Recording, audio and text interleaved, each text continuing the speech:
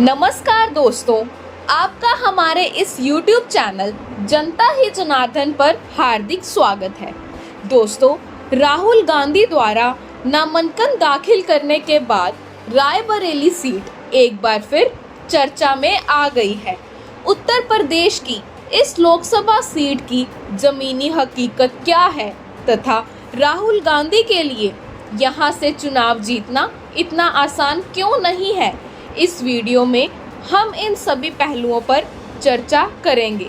Video पसंद आए तो आप हमारे इस चैनल को सब्सक्राइब करें, वीडियो को शेयर व लाइक भी करें।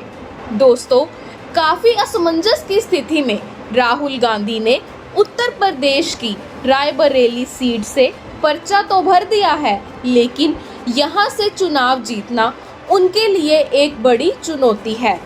दोस्तों, इस सीट का आकलन करने से पहले इसकी ज़मीनी हकीकत को समझना बेहद ज़रूरी बात है। रायबरेली सीट कांग्रेस और गांधी परिवार की पारंपरिक सीट मानी जाती है।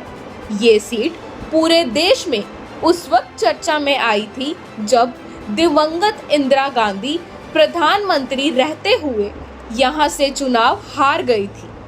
दोस्तों, रायबरेली को कांग्रेस पार्टी का गढ़ इसलिए माना जाता है क्योंकि इस सीट पर सबसे ज़्यादा चुनाव गांधी परिवार ने ही लड़े हैं। वर्ष 1952 और 1957 में राहुल गांधी के दादा फिरोज गांधी यहाँ से सांसद चुने गए थे। 3 बार राहुल गांधी की दादी व पूर्व प्रधानमंत्री श्रीमती इंदिरा गांधी भी रायबरेली से चुनाव जीती थी, लेकिन उसके बाद लगातार 24 साल तक गांधी परिवार का कोई सदस्य इस सीट पर चुनाव नहीं लड़ा।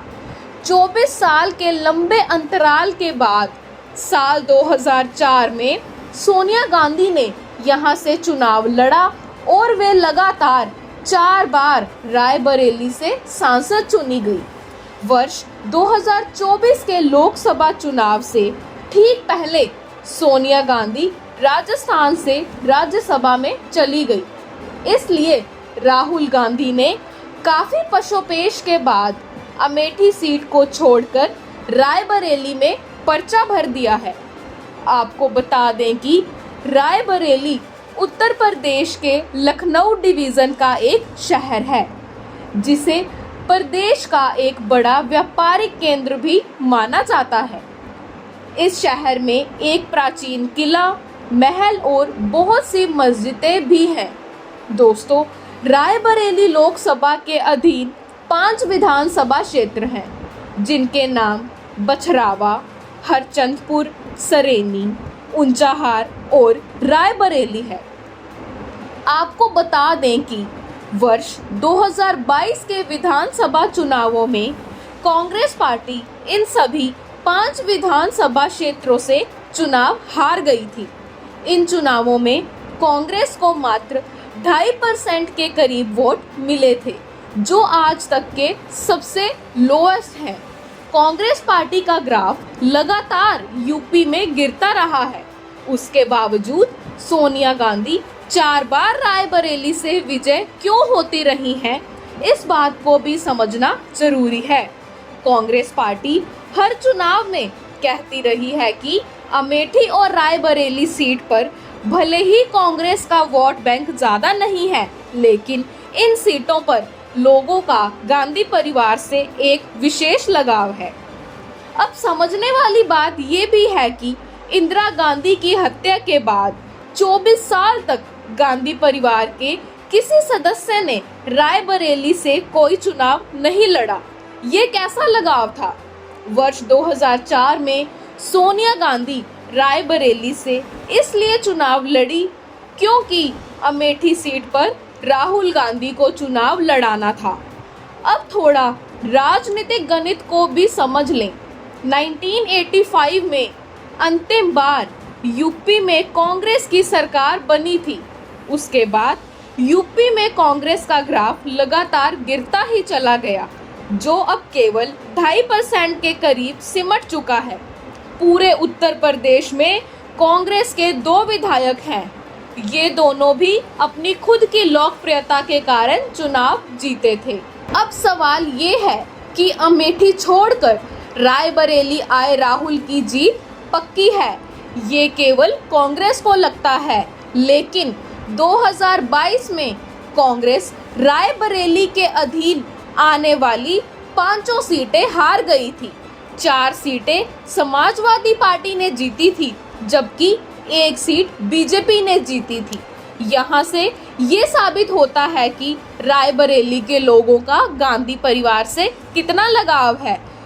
वोटरों ने कांग्रेस को 1 सीट पर भी जिताना उचित नहीं समझा।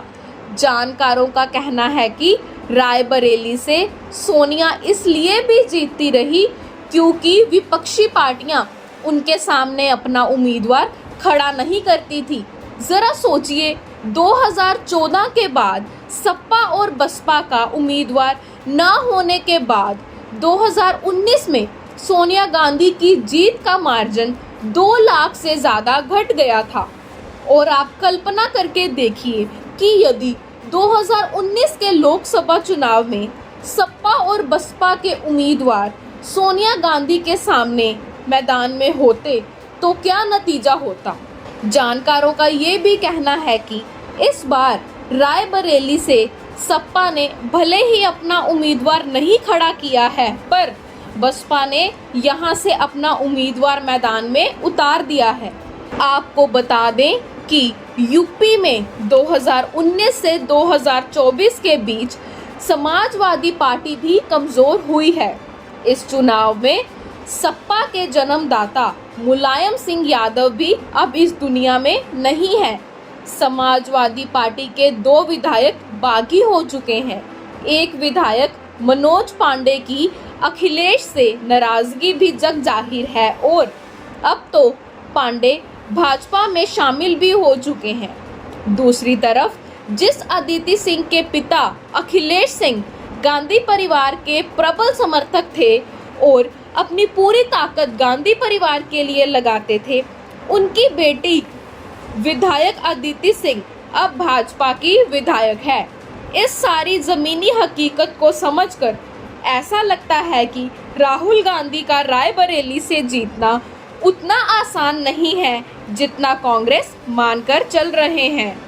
राजनीति के जानकारों का कहना है कि रायबरेली की घोषणा में हुई देरी भी कांग्रेस के लिए घातक होगी। इसके अलावा आपने देखा होगा कि नामांकन के समय भी राहुल गांधी सहित पूरे गांधी परिवार के चेहरों पर एक अजीब उदासी छाए हुए थी। नामांकन के दिन गांधी परिवार ने रायबरेली में ना तो कोई रोड शो किया, ना ही कोई प्रेस कॉन्फ्रेंस की। चुपचाप आए और पर्चा दाखिल करने की फॉर्मेलिटी पूरी कर दी। दूसरी तरफ भारतीय जनता पार्टी ने रायबरेली से दिनेश प्रताप सिंह को मैदान में उतारा है, जो कि एक ज़मीनी नेता हैं, जो वर्ष 2019 के चुनाव में सोनिया गांधी का करीब 2 लाख का मार्जिन घटा चुके हैं। ऐसी स्थिति में रायबरेली से राहुल गांधी चुनाव हार भी सकते हैं।